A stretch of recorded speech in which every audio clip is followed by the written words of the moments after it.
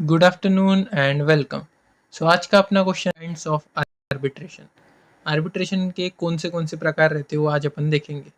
In India the arbitration and conciliation act 1996 doesn't explicitly provide a list of kinds of arbitration in one section.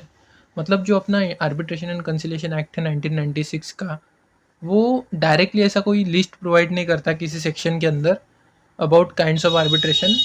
Instead, these categories have emerged through legal practice, judicial interpretations, and specific provisions within the Act. ये जो categories बनी arbitration की, वो emerge हुई एक तो legal practice जब कर रहे थे लोग तब, देन जुडिशियल इंटरप्रिटेशन मतलब जज द्वारा कुछ इंटरप्रेट किया गया तब, या फिर स्पेसिफिक प्रोविजंस थे कुछ एक्ट के अंदर उसकी वजह से। For an LLB student, understanding these classifications is essential as they dictate which rules apply and which court has jurisdiction. तो ये क्लासिफिकेशन अपने को अंडरस्टैंड करना इसलिए इसेंशियल है ताकि ये बताते कि कौन से रूल कब अप्लाई होंगे और किस कोर्ट के पास जुरिस्डिक्शन रहेगा उससे रिलेटेड। तो सबसे पहला टाइप आता ad hoc arbitration. This is the most common form of arbitration in India. ये सबसे कॉमन फॉर्म है। Definition: it is conducted without the involvement of any formal institution. The parties themselves agree on the procedure, the number of arbitrators and the method of appointment. मतलब ये इतना easy रहता, बहुत बार इसको second नाम private arbitration भी रहता। तो इसके अंदर कोई फॉर्मल इंस्टीट्यूशन वगैरह की नीड नहीं रहती। ये जो पार्टीज़ के बीच डिस्प्यूट है वो दोनों एग्री होंगे प्रोसीजर पे कि कैसी प्रोसीजर वगैरह रखना, लॉ अप्लाई करना या फिर प्रिंसिपल ऑफ नेचुरल जस्टिस के हिसाब से डिसीजन देना वगैरह सभी प्रोसीजर पार्टीज ही डिसाइड करेंगे। उसके बाद कितने आर्बिट्रेटर्स अपॉइंट करना ये भी पार्टीज डिसाइड करेंगे। एंड क्या रहेंगी उनके अपॉइंटमेंट की मेथड ये भी पार्टीज द्वारा ही डिसाइड की जाएगी। Procedure: if the parties cannot agree on arbitrator they must approach the high court और supreme court under section 11 for appointment. मतलब दोनों पार्टी एक म्यूचुअली एग्री हो ही नहीं पाई कि किस आर्बिट्रेटर को अपॉइंट करा जाए, तो उस कंडीशन में वो डायरेक्ट कोर्ट को एप्लीकेशन डाल सकते हैं for appointment of arbitrator. Then high court and supreme court section 11 के तहत अपॉइंट करके देंगे आपको arbitrator. Section 11 of arbitration and conciliation act है ये। Merit: it is flexible and potentially cheaper if the parties are cooperative. मतलब ये flexible रहता और सस्ता रहता अगर पार्टीज कोऑपरेटिव हो तो। Demerit: it can be delayed by non-cooperative party, requiring frequent court intervention. इसका एक डिमेरिट ऐसा है कि अगर कोई पार्टी ज़बरदस्ती इसके अंदर आई तो वो कोऑपरेट नहीं करेंगी, फिर उस कंडीशन में वो डिले हो जाएगा। देन कोर्ट का इंटरवेंशन का रिक्वायर रहेगा फिर उसमें बहुत बार।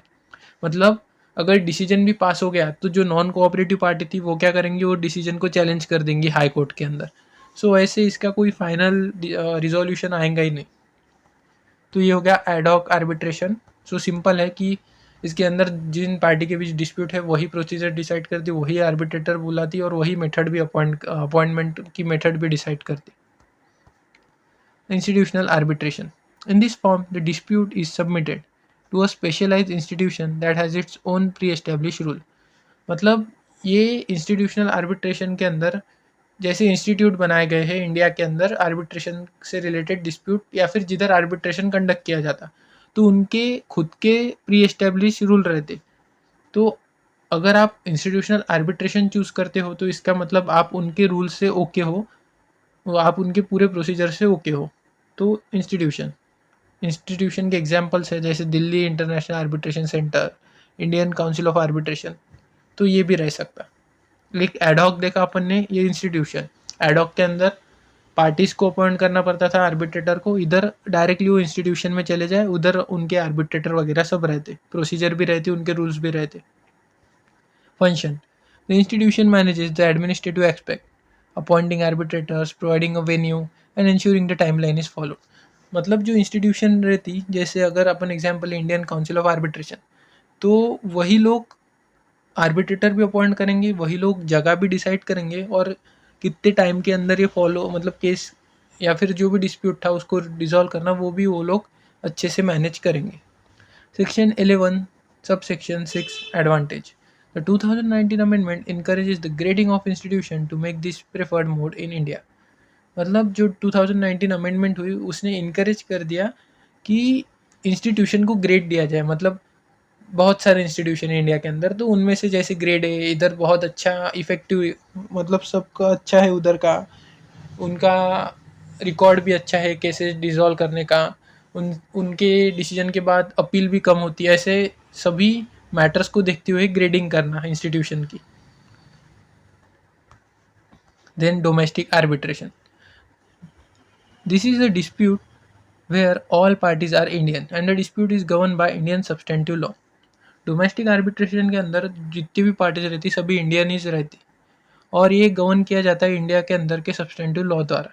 Jurisdiction, the court usually means the principal civil court of original jurisdiction और द हाई कोर्ट। इसके अंदर अगर कोर्ट का इस्तेमाल हुआ तो वो एक तो प्रिंसिपल सिविल कोर्ट रहता जिसका ओरिजिनल जुरिस्डिक्शन है उस मामले पे, या फिर हाई कोर्ट रहता। Timeline, strictly governed by Section 29A, requiring the award to be passed within 12 months, extendable by 6 months। मतलब सेक्शन 29 एक के तहत ये स्ट्रिक्टली गवर्न करा जाता है, और डोमेस्टिक आर्बिट्रेशन का डिसीजन आपको 1 साल के अंदर अंदर सुनाना पड़ता है। अगर कोई वैलिड रीज़न है तो वो एक्सटेंड किया जा सकता है 6 मंथ तक। मतलब 18 महीना टोटल पकड़ लो आप। International commercial arbitration, defined under section 2 subsection 1 subsection f, this is an arbitration where at least one party is an individual who is a national of or habitually resident in a country other than India।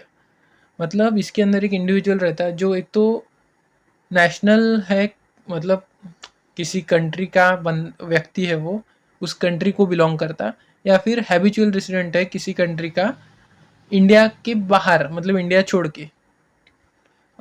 Body corporate incorporated outside India, या फिर कोई company जो India के बाहर incorporate की गई हो। An association और body of individual who central management and control is exercise outside of India. मतलब जैसे अभी इंडिया के अंदर एक हाथ कंपनी ले लो जो फॉरेन की कंपनी है, उसने उसकी ब्रांच इधर डाली लेकिन उसका सभी ऑपरेशन वो फॉरेन कंट्री से होता, तो वो आगे इसके अंदर। Then a foreign government. Key difference, for international commercial arbitration, the power to appoint arbiter lies with the Supreme Court of India, not the High Court। तो इसके अंदर क्या रहता, एक तो वो पार्टीज रहती जो इंडिया के बाहर की रहती, इसलिए इसको इंटरनेशनल बोला गया। या फिर ऐसी कंपनीज रहती जो इंडिया के बाहर बसी है, या फिर ऐसे एसोसिएशन या फिर कंपनीज बोल लो जो है तो इंडिया में लेकिन वो मैनेज की जाती फॉरेनर द्वारा फॉरेन कंट्रीज़ में, और या फिर कोई फॉरेन गवर्नमेंट हो। अगर ये पार्टी हो इसके अंदर तो वो इंटरनेशनल कमर्शियल आर्बिट्रेशन की कैटेगरी में जाएंगे ऑटोमेटिकली। और ये डिस्प्यूट रिजॉल्व करने के लिए जो अपॉइंट किया जाता है आर्बिट्रेटर, वो सुप्रीम कोर्ट करता है इंडिया का, हाई कोर्ट के पास पावर नहीं है उसकी। देन आता है statutory arbitration, this occurs when a specific law other than arbitration act mandates that a dispute must be settled विया आर्बिट्रेशन। मतलब स्टैट्यूटरी आर्बिट्रेशन तब होता जब स्पेसिफिक लॉ कोई हो उस पर्टिकुलर डिस्प्यूट से रिलेटेड, तो उसको आर्बिट्रेशन से सॉल्व करने की बजाय वो लॉ के थ्रू, क्योंकि उसके ऊपर एक स्पेसिफिक लॉ बना है, तो उससे सॉल्व किया जाए। क्योंकि आर्बिट्रेशन के अंदर ये principal of natural justice apply होता है, उसको कोई लॉ लागू नहीं है। बट आपका ऐसा डिस्प्यूट है जिसपे एक पर्टिकुलर लॉ है ऑलरेडी इंडिया के अंदर, तो फिर आप स्पेसिफिक लॉ के तहत उसको रिजॉल्व करें। Examples, dispute under electricity act 2003, the railways act 1890, MSME development act 2006। तो सिंपली स्टैट्यूटरी आर्बिट्रेशन का मतलब ये है कि आर्बिट्रेशन, बट वो एक लॉ से बाइंडिंग रहेगा। मतलब आर्बिट्रेशन के अंदर वैसे तो principal of natural justice follow करा जाता है, बट ये लॉ बाइंडिंग आर्बिट्रेशन बोल सकते हैं अपन। मतलब आपका डिस्प्यूट इलेक्ट्रिसिटी से रिलेटेड है तो इलेक्ट्रिसिटी एक्ट 2003 फॉलो किया जाएगा आर्बिट्रेशन के टाइम। रेलवेज का एक्ट, अगर रेलवे का डिस्प्यूट हो, एमएसएमई डेवलपमेंट एक्ट अगर उससे रिलेटेड डिस्प्यूट हो, तो आर्बिट्रेशन बट लॉ का इस्तेमाल करके डिसीजन देना वो स्टैट्यूटरी आर्बिट्रेशन कहलाता है। Even though the source is a different law, the procedural rules of the arbitration and conciliation act 1996 still apply unless they are inconsistent with the specific statute. मतलब भले ही प्रिंसिपल ऑफ नेचुरल जस्टिस के हिसाब से इसका decision नहीं आएगा, वो लॉ पे बेस रहेगा, लेकिन इसके जो भी प्रोसीजर रहेंगे वो आर्बिट्रेशन एंड कंसिलिएशन एक्ट के प्रोसीजर्स थे उसी प्रकार रहेंगे। हाँ, लेकिन इसका एक एक्सेप्शन है, अगर वो प्रोविजंस स्पेसिफिक स्टैट्यूट, मतलब अगर एग्जांपल ले कि इलेक्ट्रिसिटी एक्ट 2003 इसके अंदर अलग प्रोसीजर है और आर्बिट्रेशन एंड कंसिलिएशन एक्ट 1996 इसके अंदर अलग प्रोसीजर है, तो उस समय फिर ये अप्लाई नहीं होगा, लेकिन बाकी जो कॉमन लॉज वगैरह रहेंगे उसको आर्बिट्रेशन एंड कंसिलिएशन एक्ट की ही प्रोसीजर पूरी लगेंगी। Fast track arbitration introduced by 2015 amendment under section 29B process parties agree in writing that a dispute will be decided based on written pleading and document. No oral hearing is held unless specifically requested. तो ये fast track arbitration इसके नाम से समझ में आ रहा है कि एकदम फास्ट में डिस्प्यूट रिजॉल्व करा जाए। तो ये 2015 के अमेंडमेंट द्वारा ऐड किया गया सेक्शन 29B में।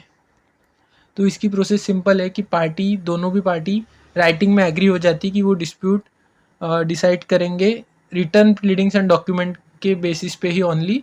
ओरल हियरिंग वगैरह कुछ नहीं होंगी, अगर रिक्वेस्ट करी तो होंगी भी, बट जब तक आप ज़रूरत नहीं तो ओरल हियरिंग की कोई नीड नहीं, सिर्फ राइटिंग के जो प्लीडिंग्स और डॉक्यूमेंट रहेंगे उस पर ही ये पूरी केस चलेंगी और आर्बिट्रेटर को 6 मंथ के अंदर अंदर डिसीजन देना पड़ेगा। तो अपन ने देखे एडहॉक देखा, देन देखा इंस्टीट्यूशनल, डोमेस्टिक, इंटरनेशनल, स्टैट्यूटरी और फास्ट ट्रैक। तो ad hoc manage by parties, governing authority high court section 11। Institutional manage by agency, मतलब जो इंस्टीट्यूशन है उनसे उनके द्वारा मैनेज की जाएंगी institutions rule. Domestic both parties are Indian, principal civil court या फिर अपना high court. International international arbitration at least one foreign party होना, supreme court of India rules decide करेंगी। Statutory mandated by specific law, relevant statute. Important note: in your exam, distinguish clearly between seat and venue. The seat determines which court has jurisdiction over the arbitration. Venue is simply the physical place where the meetings are held. मतलब अगर seat या फिर venue में आपको confusion हो तो seat मतलब कौन से कोर्ट के पास अधिकार है, जुरिस्डिक्शन है कि वो ये आर्बिट्रेशन चला सके, और वेन्यू मतलब किस जगह पे जिधर भी वो चलेगा, जिस ऑफिस में हो या हॉल में हो, उस प्लेस को वेन्यू बोला गया है जिधर मीटिंग्स हेल्ड होंगी। तो ये हो गया अपना काइंड्स ऑफ आर्बिट्रेशन का क्वेश्चन।